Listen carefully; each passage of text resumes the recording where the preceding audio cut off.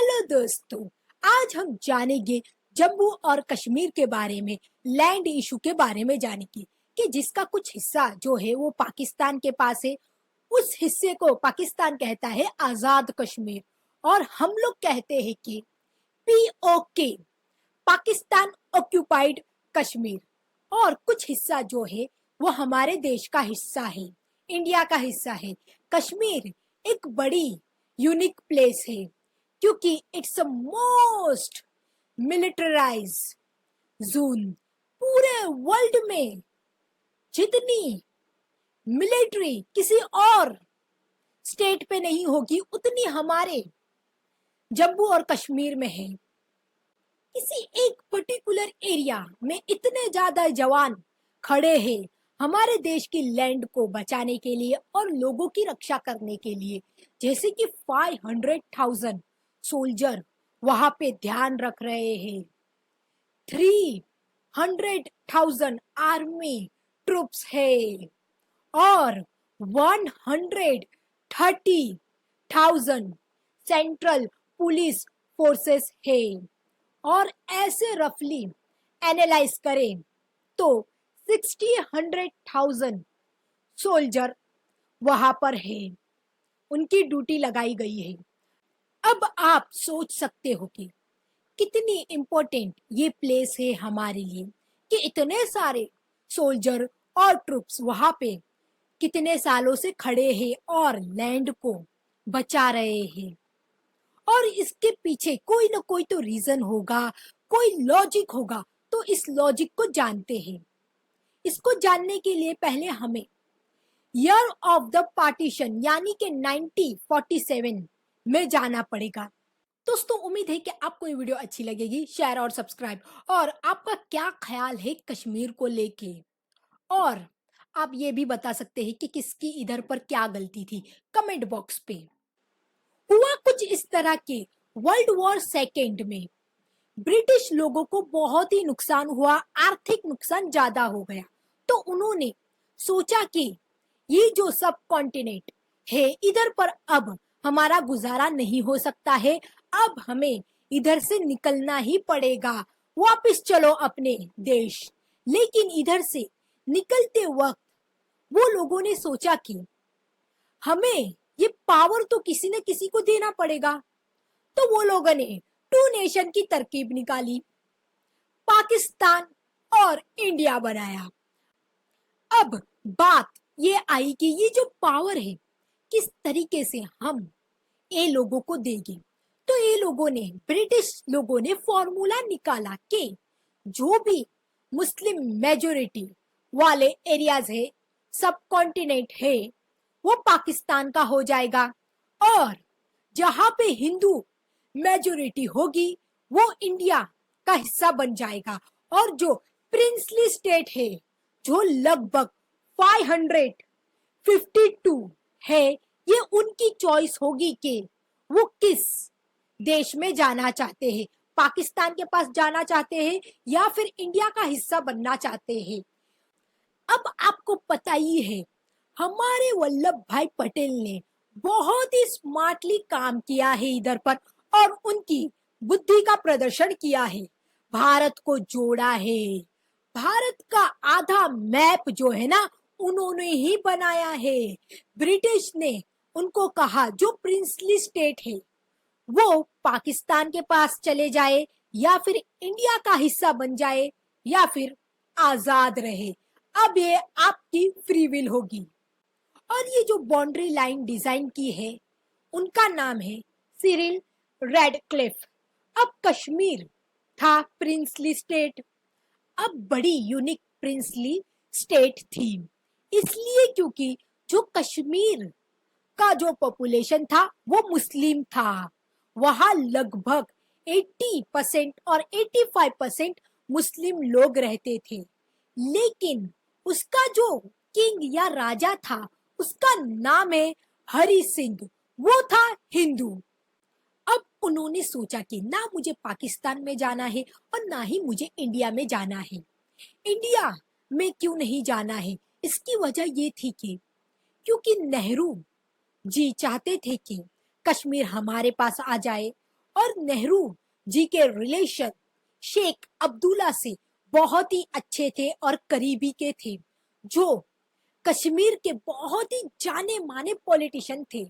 तो राजा हरि सिंह ने सोचा, अगर मैं इंडिया का हिस्सा बन जाऊंगा तो शायद जवाहरलाल नेहरू शेख अब्दुल्ला को पावर दे दे, क्योंकि वो तो करीब है नेहरू के। तो पावर को लेके वो बड़े इनसिक्योर हो गए कि कहीं मुझसे पावर छीन ना जाए, और पाकिस्तान का हिस्सा क्यों नहीं बनना चाहते थे। इसकी वजह कुछ लोग ऐसा कहते हैं कि वो खुद एक हिंदू थे। उन्होंने दोनों नेशन को ना बोल दिया और एग्रीमेंट साइन कर लिया, और हम लोग आजाद हो गए हैं। अब हुआ कुछ इस तरह की, अक्टूबर 1947 में कुछ ट्राइबल्स, कुछ पश्तून्स और पाकिस्तानी लोगों ने उन पर हमला कर दिया कश्मीर पे, और कश्मीर के जो राजा हरि सिंह थे, उनकी सेना जो थी वो कमजोर होने लगी और उन पर प्रेशर आने लगा। यही प्रेशर में राजा हरि सिंह ने नेहरू को और लॉर्ड माउंटबेटन को लेटर लिखा। लॉर्ड माउंटबेटन, जो कि उस वक्त इंडिया के गवर्नर जनरल थे, कि भाई मुझे आके बचाओ। उन्होंने कहा बिल्कुल बचाएंगे, लेकिन एक कंडीशन है। कंडीशन ये है कि अगर आप इंडिया का हिस्सा बन जाओ, इंडिया में शामिल हो जाओगे, तो हम आपको जरूर बचा लेंगे। अब राजा हरि सिंह जो थे वो बहुत ही परेशान थे और प्रेशर में थे। तो उन्होंने कहा कि okay, I will accede to India. Accede का मतलब ये है कि मैं अपने आप को इंडिया में शामिल कर लूंगा, मीन्स स्टेट ऑफ कश्मीर को इंडिया में शामिल कर लूंगा। आप अपनी फोर्सेस को भेज दे इधर पर। जब उन्होंने ये एग्रीमेंट किया तो इंडिया ने अपनी आर्मी भेजी, और वहां से जो लड़ाई शुरू होती है वो आज तक खत्म नहीं हो रही है। ये वॉर एंड होने का नाम नहीं ले रही है। पाकिस्तान की और हमारी लड़ाई वहीं से शुरू हो जाती है। तो पाकिस्तान की और इंडिया की जो पहली वॉर हुई थी 1947 में कंटिन्यू टिल 48, वो कश्मीर कन्फ्लिक्ट के ही ऊपर हुई थी। इसके बाद 1965 में भी वॉर हुई कश्मीर को लेके, और 1999 जो कारगिल वॉर है वो भी कश्मीर के ऊपर ही हुई थी। जब कश्मीर ने ये डिसाइड कर लिया कि वो इंडिया में आना चाहता है, तो उस वक्त इंडिया के लीडर थे जवाहरलाल नेहरू, जो हमारे देश के पहले प्राइम मिनिस्टर थे। जवाहरलाल नेहरू ने कमिटमेंट दी। कमिटमेंट ये दी कि कश्मीर के लोग डिसाइड करेंगे कश्मीर का भाग्य और उसकी डिस्टिनी, कि उसका फ्यूचर क्या होगा, लोग डिसाइड करेंगे। अगर कश्मीर चाहता है आजाद रहना तो वो आजाद रहेगा।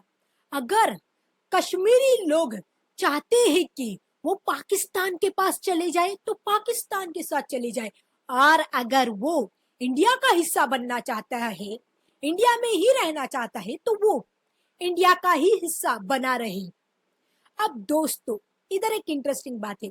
अगर शायद वल्लभ भाई पटेल होते तो कश्मीर आज ऐसा नहीं होता, वो भारत का 100% हिस्सा होता।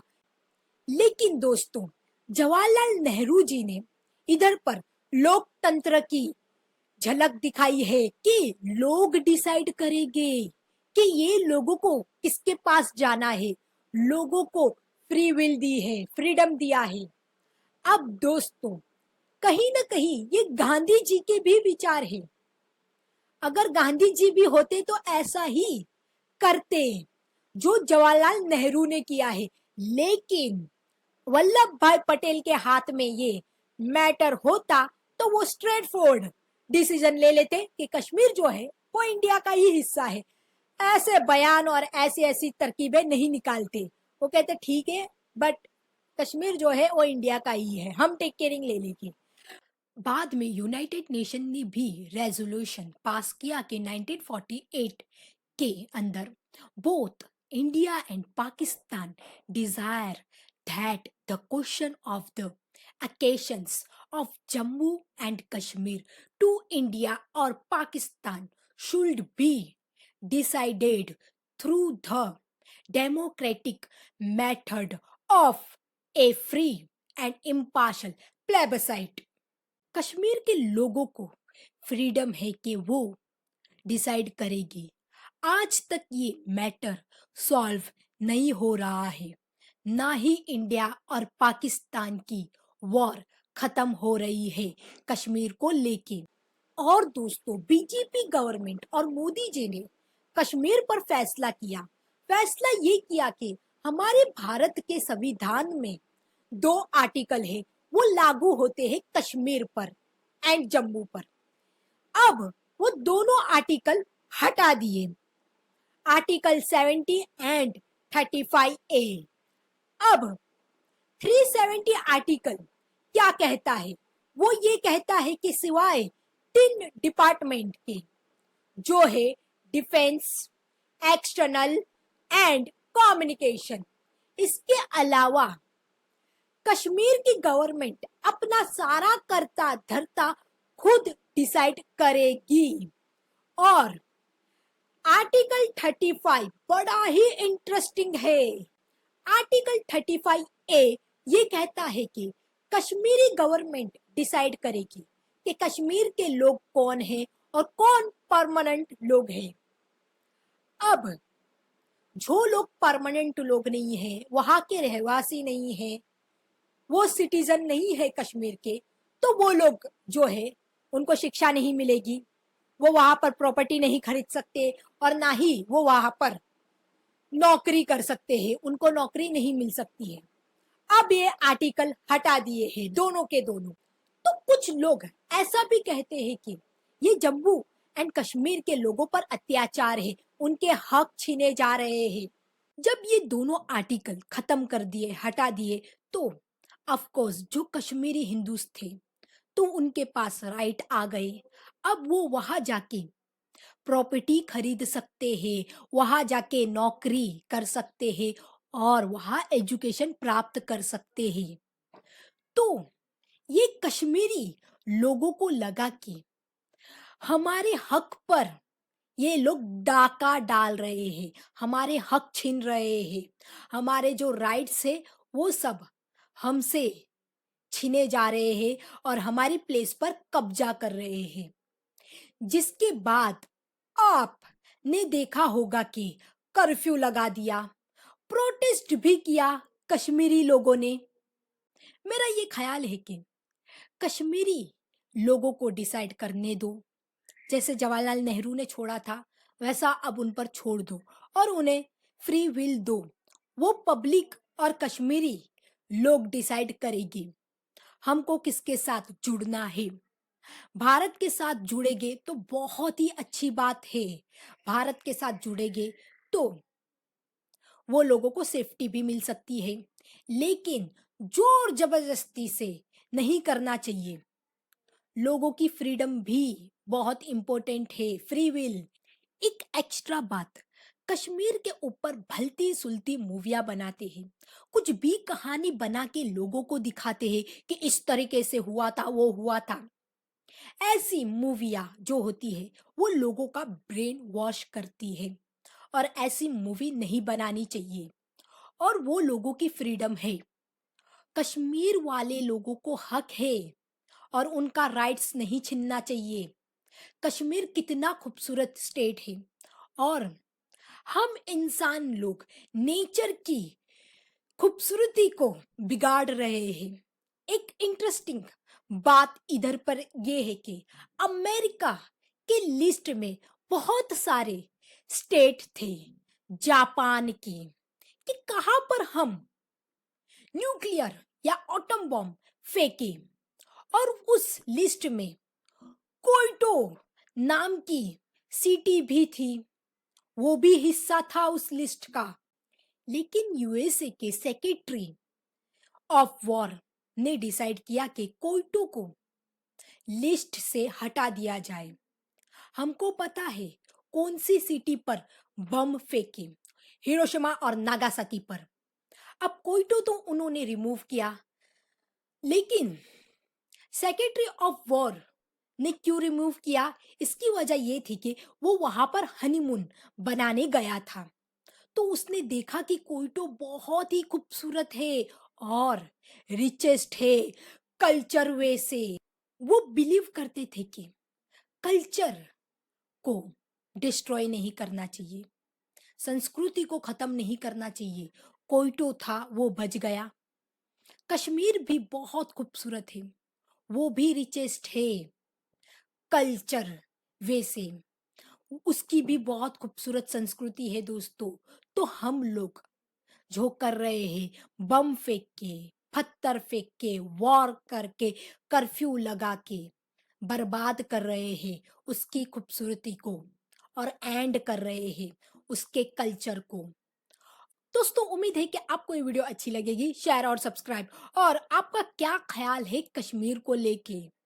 और आप ये भी बता सकते हैं कि किसकी इधर पर क्या गलती थी, कमेंट बॉक्स पे।